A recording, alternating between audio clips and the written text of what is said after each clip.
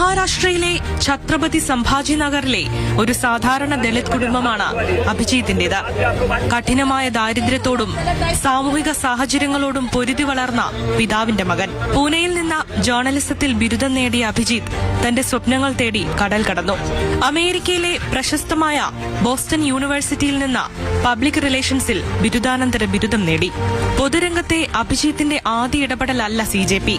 2020 ഡൽഹി നിയമസഭാ തെരഞ്ഞെടുപ്പിൽ ആം ആദ്മി പാർട്ടിയുടെ വിജയത്തിന് പിന്നിൽ അഭിജിത്തിന്റെ ഡിജിറ്റൽ തന്ത്രങ്ങൾ വലിയ പങ്ക് വഹിച്ചിട്ടുണ്ട്.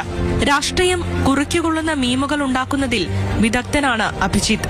സുപ്രീം കോടതി ചീഫ് ജസ്റ്റിസിന്റെ ഒരു പരാമർശമാണ് അഭിജിത്തിന്റെ ജീവിതം മാറ്റിയത്. തൊഴിലില്ലാത്ത യുവാക്കളെ പാറ്റകളോട് ഉപമിച്ച ആ വാക്കുകൾക്കെതിരെ അഭിജിത്ത് സോഷ്യൽ മീഡിയയിൽ കുറിച്ചു. എല്ലാ പാറ്റകളും ഒന്നിച്ചു ചേർന്നാൽ എന്ത് സംഭവിക്കും?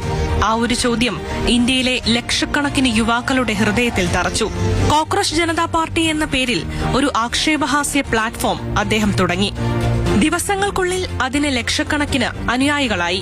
സോഷ്യൽ മീഡിയയിൽ മാത്രം ഒതുങ്ങി നിൽക്കാതെ നീറ്റ് പരീക്ഷാ ക്രമക്കേടിനെതിരെ ഡൽഹിയിലെ ജന്തർ മന്ദറിൽ അഭിജിത്ത് ലക്ഷക്കണക്കിന് യുവാക്കളെ അണിനിരത്തി.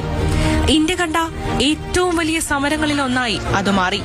അമേരിക്കയിൽ നിന്നുള്ള സൌകര്യങ്ങൾ ഉപേക്ഷിച്ച സ്വന്തം നാട്ടിലെ വിദ്യാർത്ഥികൾക്ക് നീതി ലഭിക്കാൻ അദ്ദേഹം തെരുവിലിറങ്ങി. അധികാരത്തിന്റെ ധാർഷ്ട്യത്തിന് മുന്നിൽ അഭിജിത്ത് ഉയർത്തിയ യുവശക്തി ഒടുവിൽ വിജയം കണ്ടു. വിദ്യാർത്ഥികളുടെ ആത്മഹത്യയ്ക്കും പരീക്ഷാ തട്ടിപ്പിനും കാരണമായ സിസ്റ്റത്തെ ചോദ്യം ചെയ്ത് അദ്ദേഹം നടത്തിയ പോരാട്ടത്തിനൊടുവിൽ കേന്ദ്ര വിദ്യാഭ്യാസ മന്ത്രിക്ക് സ്ഥാനം രാജിവെക്കേണ്ടി വന്നു.